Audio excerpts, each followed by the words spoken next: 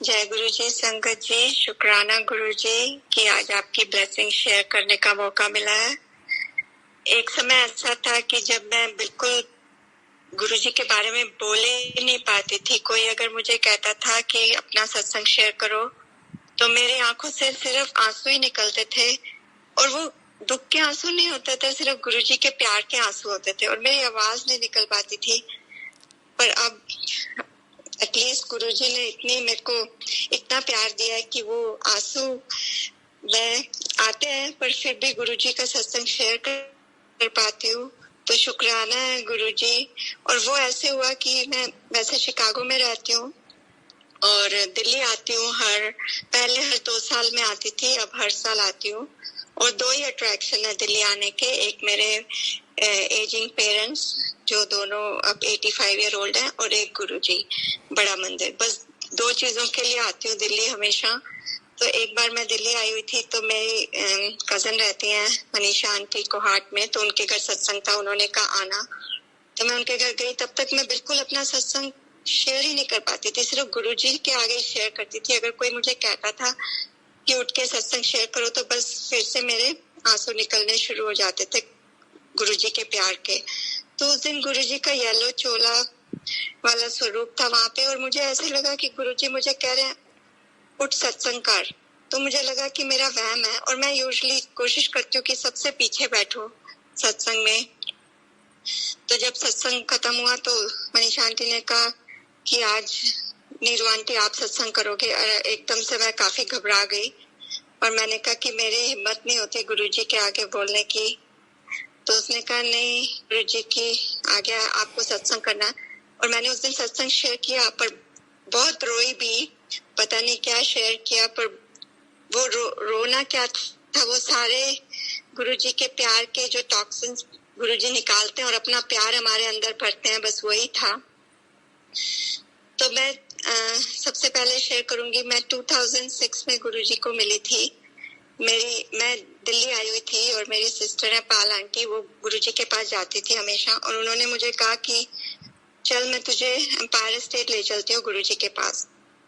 तो मैं कुछ खास इंटरेस्टेड नहीं थी, क्योंकि मुझे ऑनेस्टली गुरुओं में इंटरेस्ट था नहीं।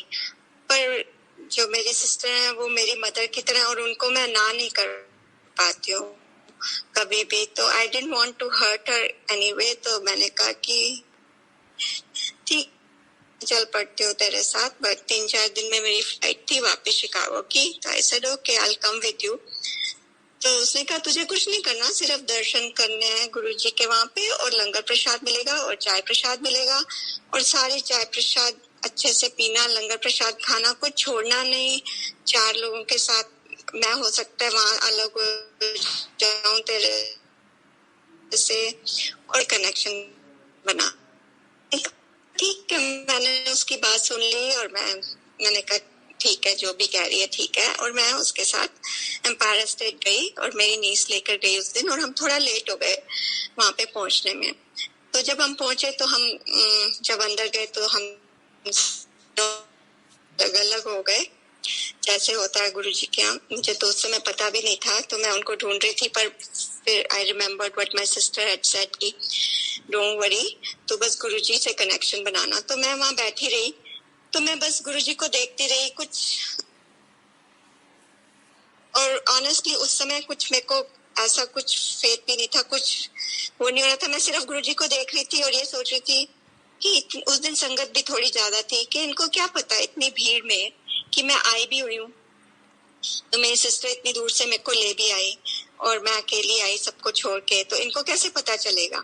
तो बस ये ख्याल मेरे दिमाग में आ रहा था। और फिर चाय प्रसाद आई और लंगर प्रसाद आया, और लंगर प्रसाद में उस दिन बहुत मिर्ची थी, और मुझे उस समय ये भी नहीं पता था कि गुरुजी मिर्ची खिला के भी कल्याण करते हैं। और मैंने, जैसा मेरी सिस्टर ने कहा था, सारा चाय प्रसाद और लंगर प्रसाद सब ले लिया।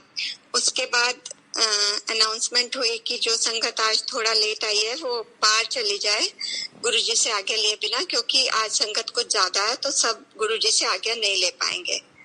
तो उस बीच में अपनी सिस्टर को ढूंढने लगी, और वो मुझे मिल गई। तो मैंने उनको कहा, देखा हम तो वैसे ही थोड़ा लेट आए हैं, तो हम बाहर चलते हैं। कोई फायदा भी नहीं हुआ, तू मुझे लेकर भी आई इतनी दूर, ऐसे ही टाइम वेस्ट कराया। तो उसने मुझे बोला कोई बात नहीं, तू लाइन में लग जा, मैं बाहर चली जाती हूँ, अगर गुरुजी की मर्जी हुई तो तू आगे ले पाएगी और नहीं हुई तो दैट्स ओके।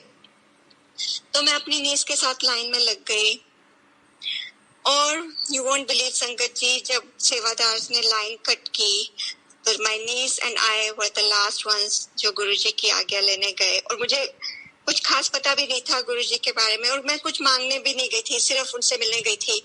तो मैंने बस गुरुजी के चरण छुए और मैंने कहा गुरुजी मैं यूएस से आई हूँ आपकी ब्लेसिंग्स लेने। तो गुरुजी ने कुछ नहीं कहा और मैं बाहर आ गई और मतलब कुछ खास कनेक्शन भी नहीं हुआ। और मैंने अपने सिस्टर को कहा, उसने पूछा कैसा लगा, मैंने कहा हाँ ठीक था, बस ऐसी बात हुई। और फिर मैं 3-4 दिन बाद मेरी फ्लाइट थी और शिकागो वापस आ गई। और शिकागो आने के थोड़े दिन बाद ही गुरुजी मेरे ड्रीम में आए और वो उस समय मुझे ड्रीम लगा, बाद में पता चला कि वो ड्रीम नहीं, गुरुजी जब आते हैं तो वो तो टेलीपैथी होती है, पर बिल्कुल अकलमंद नहीं, अकल तो हमारी वैसे ही छोटी होती है। तो मैं गुरुजी आए, एकदम से गुरुजी आए और गुरुजी ने कहा मांग ले जो मांगना है। एंड मेरे को समझ नहीं आ रहा था मैं उनसे क्या मांगू। तो सडनली मैंने कहा गुरुजी मेरा डर निकाल दो।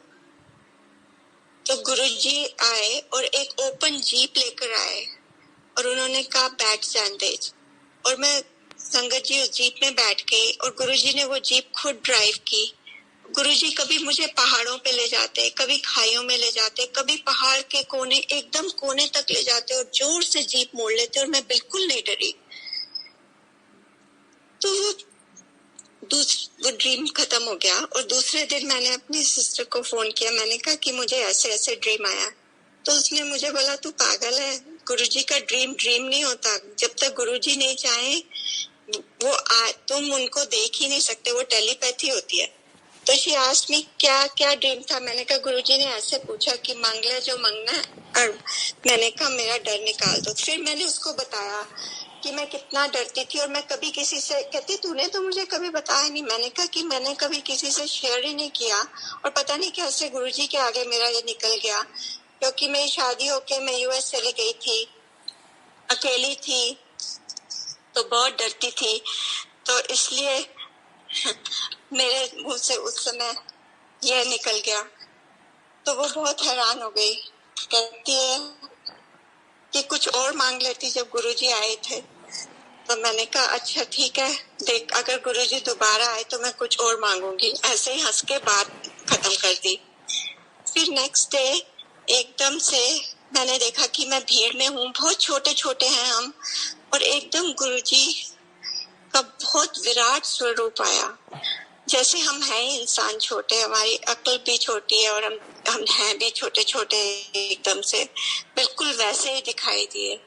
और गुरुजी का जैसे ही विराट स्वरूप आया, मैं गुरुजी के पीछे भागी। मैं इतनी छोटी बोनी सी थी। मैंने कहा गुरुजी कल मेरे से गलती हो गई, मैंने आपसे कहा कि मेरा डर निकाल दो, गुरुजी मैनू तो तुसी चाहिए हो। और गुरुजी इतनी जोर से मुस्कुराए, बहुत तेज चलते थे। तो गुरुजी जो तेज तेज चलने लगे और मैं छोटी छोटी सी उनके पीछे भागती रही।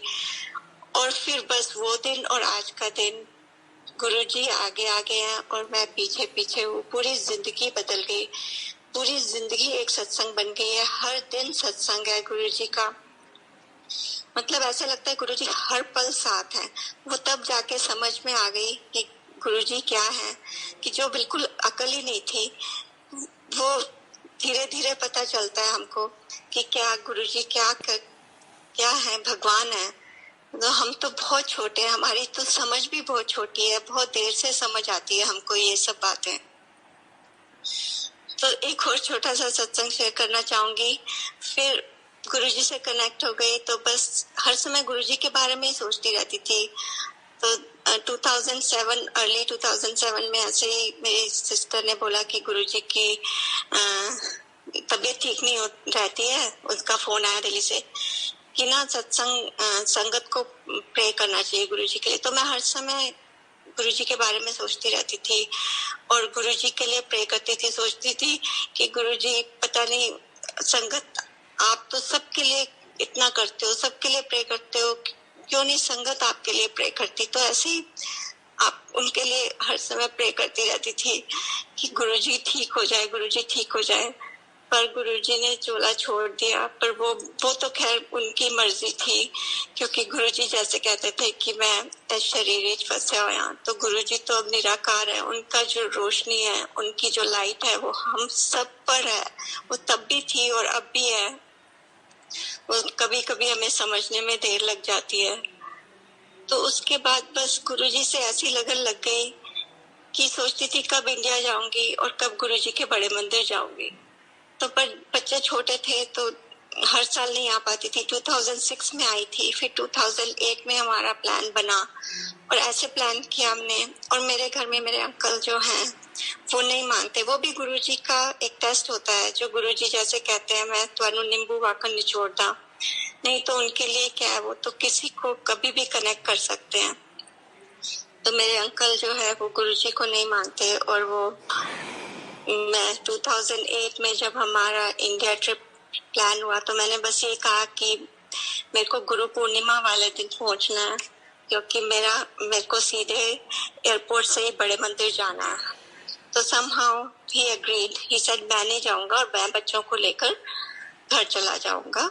तो मैंने कहा ठीक है, मैं अपनी सिस्टर के साथ बड़े मंदिर चली जाऊंगी। तो हम लोग तब अमेरिकन एयरलाइंस की डायरेक्ट फ्लाइट हुआ करती थी शिकागो से दिल्ली। तो हमने वो फ्लाइट बुक की थी। हम लोग एयरपोर्ट पहुंचे बच्चों के साथ। मेरी 2 बेटियां हैं, तब छोटी थी, तो थोड़ा लेट पहुंचे। तो जब हम पहुंचे तो सब चेक इन हो गया। बोर्डिंग पासेस के लिए जब पहुंचे तो उन्होंने बोला आज फ्लाइट ओवरसोल्ड है, and since you were little late, so we have moved you to tomorrow's flight. So you just go and wait for your hotel voucher, and half an hour before the flight we'll give you the voucher. तो मेरे husband ने मेरे को आकर बताया तो मैं तो एकदम बुझ सी गई। मैंने सोचा कि गुरुजी मेरा तो मेन पर्पस ही यही था कि गुरु पूर्णिमा है और आपके दर्शन करने हैं, मंदिर जाना है। तो मेरा तो पर्पस ही आने का खत्म हो गया। अंदर ही अंदर सोच रही थी और चुपचाप बैठी थी। मेरे हस्बैंड ने कहा क्या हुआ? मैंने कहा नहीं कुछ नहीं। अंदर से गुरुजी को कह रही थी जो आपकी मर्जी, अगर आप नहीं चाहते तो ऐसे ही ठीक है, क्या कर सकते हैं, कुछ कर भी नहीं सकते। मैंने अपने हस्बैंड को कहा एक बार जाके फिर से पूछ लो कि अगर एक सीट भी है तो वो मैं चली जाती हूँ, आप लोग कल आ जाना। उन्होंने जाके फिर से बात की। उन्होंने कहा नहीं, एक सीट भी नहीं है, वी आर वेरी सॉरी, आप जाके वहाँ वेट। एंड मेरे हस्बैंड ने कहा ठीक है मैं जाता हूँ और होटल वाउचर लेकर आता हूँ। और वो गए और वापस आए। And he said can you believe it, they have upgraded all 4 of us to business class. और he was so surprised. He said I don't know how it happened. And suddenly मेरे मुंह से निकल गया। मैंने कहा कि ये मेरे गुरुजी ने किया।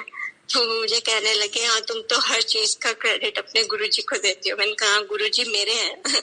ऑल्सो मैंने ये कहा पर गुरुजी हम सबके हैं। और कैसे वो अपने भक्तों के एक एक भाव को जानते हैं।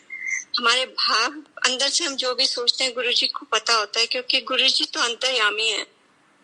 तो उन्होंने मेरे भाव को जाना और इतने आराम से पहुंचे। और पहुंचते ही कैसे जाके बड़े मंदिर गए, मतलब मैं बिल्कुल थकी भी नहीं हुई थी। तो गुरुजी नॉट ओनली मेड श्योर कि I reached on time, but बिल्कुल थकावट के बिना, ताकि पूरा गुरु पूर्णिमा का जो सेलिब्रेशन होती है बड़े मंदिर में, इतने अच्छे से एंजॉय किया कि वो दिन मुझे आज भी याद आता है। थैंक यू गुरुजी, हर पल शुक्राना उसका। एक बार एक और सत्संग शेयर करना चाहती हूँ। मैं आई थिंक 2010 की बात है, बड़े मंदिर आई थी। तो जब भी आती हूँ बड़े मंदिर, तो ऐसे ही मैंने सोचा कि कोई मेरे को अपनी सिस्टर के साथ गई थी तो सेवा, वो किचन में सेवा करती हैं, तो मुझे भी थोड़ी सेवा मिल गई थी और मैं किचन में सेवा कर रही थी और बहुत खुश थी कि शुक्राना गुरुजी, शुक्राना आपने। ऐसे लग रहा था जैसे मायके आई हुई हूँ। जब भी वहां पहुंचती हूँ ऐसे लगता है कि मैं अपने पिता के घर आ गई हूँ। तो एकदम से एक अंकल आए, उन्होंने कहा आंटी आप आज भोग लगवाएंगे गुरुजी को। और मेरे तो उस समय आंसू ही नहीं रुके। पूरा टाइम मैं गुरुजी का शुक्राना करती रही और आंसू में बहाती रही। लोग सारे सेवादार आसपास सोचते होंगे कि ये क्यों रो रही है, पर वो मेरे खुशी के आंसू थे, गुरुजी के प्रेम के आंसू थे। बाद में मैं उन अंकल को जानती भी नहीं थी, बाद में पता चला वो कोऑर्डिनेटर राजीव अंकल थे।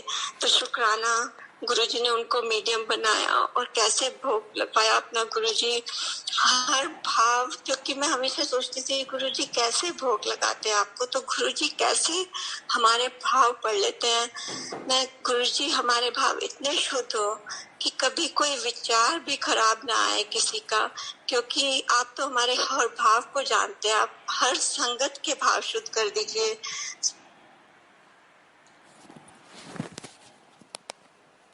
करा सकता है, हमारे भगवान के अलावा कौन करा सकता है, ये कोई नहीं। तो उनका शुक्राना है कि कैसे। मैं लॉकडाउन का भी आपको बताती हूँ कि मैं 4 मार्च को आई थी और 10 अप्रैल को वापस जाना था और फिर लॉकडाउन शुरू हो गया, तो यहाँ पे रुक गई। उससे पहले जैसे ही मैं आई, मेरी मदर इन लॉ की तबीयत ठीक नहीं थी, तो मैं बड़े मंदिर नहीं जा पाई और 13 मार्च को मंदिर जाना था मुझे, और इस बीच फ्राइडे को अपनी सिस्टर के साथ मंदिर जाना था। तो उसने बोला था कि तब तक मैंने सोचा था कि मेरी मदर इन लॉ की तबीयत थोड़ी संभल जाएगी, तो उसने कहा था कि थर्सडे रात को तू यहाँ आ जाना और फ्राइडे हम यहीं से मंदिर चलेंगे। तो Thursday around 4 o'clock she calls me and tells me कि बड़े मंदिर बंद हो गया बिकॉज ऑफ दिस कोविड। तो मैं एकदम से बहुत बुझ सी गई। मैंने अपने मन में ही सोचा, मैंने उसको कुछ नहीं बोला। मैंने कहा गुरुजी मैं तो यहाँ किसी को जानती भी नहीं, अपनी सिस्टर के साथ ही जाती हूँ, कौन मुझे आपके गेट तक ही लाके आपके दर्शन करा पाएगा। पर मैंने सोचा गुरुजी जो आपकी इच्छा, आप तो जान ही जाना है, इसी में कोई भलाई होगी। फिर मेरी सिस्टर ने कहा एटलीस्ट तू आ तो जाए, एक रात मेरे साथ रुक जाना। तो मेरी मदर इन लॉ की तबीयत भी संभल गई थी तब तक। तो मैं थर्सडे रात को अपनी सिस्टर के घर चली गई। तो बैठे हुए थे, हम बातें कर रहे थे, तो मैं उसको यही कह रही थी कि देखो इस बार पता नहीं गुरुजी बड़े मंदिर बुलाते हैं कि नहीं। मैंने उसको बताया भी नहीं कि मैं क्या सोचा था, क्या गुरुजी को ऐसे ही गुरुजी से मैं क्या बात कर रही थी। तो अराउंड 11 बजे का टाइम था, एक अंकल का फोन आता है। इट सीम्स वो फ्राइडे को दूध की सेवा करते हैं, तो उनका फोन आता है। मेरी सिस्टर को बोलते हैं कोचर अंकल, उन्होंने कहा कि आंटी कल दूध की सेवा है मेरी, थोड़ी सी, ज्यादा दूध की सेवा नहीं है क्योंकि मंदिर बंद है, तो आपको चलना है, आपकी सेवा है कोई। तो मेरी सिस्टर ने कहा हाँ मैं चलूंगी, और मेरी सिस्टर आई हुई है और वो उसका बहुत मन है चलने का, तो आप हम दोनों को ले चलोगे। तो उन्होंने कहा ठीक है, आप 12 बजे तैयार रहना। तो जैसे ही मेरी सिस्टर ने बताया ये बात, मैं तो खुशी से नाचने लगी। मैं गुरुजी बहुत शुक्राना है, आप तो हर बात जानते हो। मैं अंदर अंदर इतनी खुश थी कि मेरी खुशी का ठिकाना नहीं था। तो नेक्स्ट डे वो 12 बजे आ गए, मैंने कुछ खाया भी नहीं, बस तैयार हो गई और वेट कर रही थी उनकी कि कब वो आएंगे, कब हम मंदिर जाएंगे। तो 12 बजे हम लोग निकले, 2 बजे हम मंदिर पहुंचे। तो मंदिर एकदम बंद था, वहाँ पे थोड़े से सेवादार थे बस, उन्होंने मास्क लगाए हुए थे। उन्होंने कहा कि कोई अंदर नहीं जा सकता। तो अंकल ने कहा कि नहीं, मेरे को तो फोन आया था कि थोड़ा सा दूध लेकर आना है, तो मैं दूध लेकर आया हूँ, तो ये बस दूध देने के लिए आया हूँ, चाय प्रसाद के लिए। तो उन्होंने कहा अंकल आपको गलत इन्फॉर्मेशन मिली है, या फिर आपको जो इन्फॉर्मेशन मिली वो बाद में चेंज हो गई, कोई चाय प्रसाद भी नहीं बन रहा है, हम दूध भी नहीं ले सकते, आप ये दूध वापस ले जाइए, अंदर एंटर नहीं हो सकते।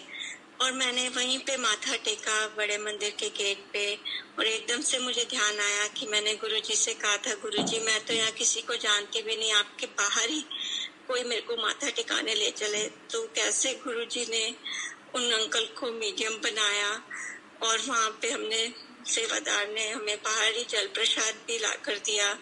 तो शुक्राना है उनका भी कि हमें जल प्रसाद पिलाया बाहर। और फिर हम वापस आते हुए उन अंकल ने वो सारा करीब 40 किलो दूध था, ऑलमोस्ट बहुत सारा दूध जो कि झोपड़ियों में बांटा, और फिर उन्होंने रुककर हमें एक जगह से गरम गरम समोसे बनवाकर, वो समोसे नहीं, समोसा प्रसाद था जैसे, हमें खिलाए और वापस आए। तो ये गुरुजी कौन कर सकता है हमारे गुरुजी के अलावा, जो हमारे हर भाव को पढ़ लेते हैं। उनको हर भाव पता है कि हम क्या चाहते हैं। तो बस हम सबका भला ही चाहें हर समय, भला ही सोचें हर समय, और अपनी आत्मा की सफाई करें हर समय। गुरुजी हमारी बुद्धि को बस अपने चरणों में रखना। शुक्राना है गुरुजी। एक छोटा सा सत्संग अगर टाइम है तो शेयर करना चाहती हूँ, अगर नहीं तो मैं यहीं पे विराम दूंगी, फिर बाद में शेयर करूंगी। जी आंटी, मैं रिक्वेस्ट करूंगा। हम सबको पता है कि कैसे लाइफ ब्लेस करते हैं। तो मेरी बेटी, छोटी बेटी, एक बार वो 11th में थी तो गई थी किसी कॉन्सर्ट में, और शिकागो से वो मिलवॉकी 50 माइल्स गई थी रात को अपनी 4 फ्रेंड्स के साथ। नया उन्होंने ड्राइविंग सीखी थी, और मैंने उसको कहा था जब तुम लोग वहां से वापस निकलना तो मुझे फोन कर देना। तो करीब 12 बजे के करीब उसका फोन आता है कि हम लोग वापस निकल गए हैं। तो मैं ऐसे गुरुजी सर, मेरे अंकल नहीं मानते, और गुरुजी कहते थे अपने घर में कोई लड़ाई नहीं करनी है, पहले घर मंदिर है। तो मैंने बिल्कुल यही सोचा कि कोई लड़ाई के बिना गुरुजी का सबसे छोटा स्वरूप रखती हूँ और गुरुजी को अपने दिल के अंदर बसा लिया कि बाहर तो रहते नहीं, गुरुजी तो हमारे अंदर ही रहते हैं। तो मैं वहां बैठी हुई थी गुरुजी के साथ। 1 घंटे बाद वो पहुंची, क्योंकि मिलवॉकी से शिकागो दूर है, ऑलमोस्ट 50 मिनट की ड्राइव है। तो मैं मंदिर में ही बैठी हुई थी गुरुजी के साथ। तो मैंने कहा everything is okay, she said या एवरीथिंग इज फाइन। और सुबह जब मैं उठी तो she said mom you won't believe what happened last night. तो मैंने कहा क्या हुआ? बोलती है कि हम लोग ज्यादा होती है, 50 की साइड से आ जा रहा था। तो बोलती है कि सडनली मेरी फ्रेंड ड्राइव कर रही थी और कहती है मैं उसके साथ बैठी हुई थी। कहती है कि इतने में हमने देखा एक पिकअप ट्रक इतनी स्पीड से हमारी तरफ गलत लेन में आ रहा था, इनकी लेन में आ रहा था दूसरी साइड से। तो बोलती है एकदम हेड ऑन कोलिजन होने वाला था। उसकी भी 50 माइल्स 55 माइल्स स्पीड थी और हमारी भी। कहती है मेरी फ्रेंड तो इतना घबरा गई कि उसने स्टीयरिंग छोड़ दिया। कहती है मुझे पता नहीं क्या समझ में आया, कहती मैंने स्टीयरिंग को पकड़ा और पूरा राइट में घुमा दिया, क्योंकि राइट में सिर्फ वो ऑरेंज कलर के बैरल्स रखे हुए थे। तो कहती है वो ट्रक हमारे लेफ्ट साइड को पूरा का पूरा स्क्रैच करता हुआ हमारा पूरा लेफ्ट साइड मिरर तोड़ता हुआ चला गया, रुका भी नहीं। और कहती है कि हम पता नहीं कैसे बच गए चारों के चारों। तो मैंने उसको बताया कि ये गुरुजी ने तेरे को बचाने के लिए तेरे फ्रेंड्स को भी बचाया है। ये गुरुजी कैसे लाइफ देते हैं ये गुरुजी जानते हैं, हम तो बस उनका शुक्राना ही कर सकते हैं। शुक्राना गुरुजी।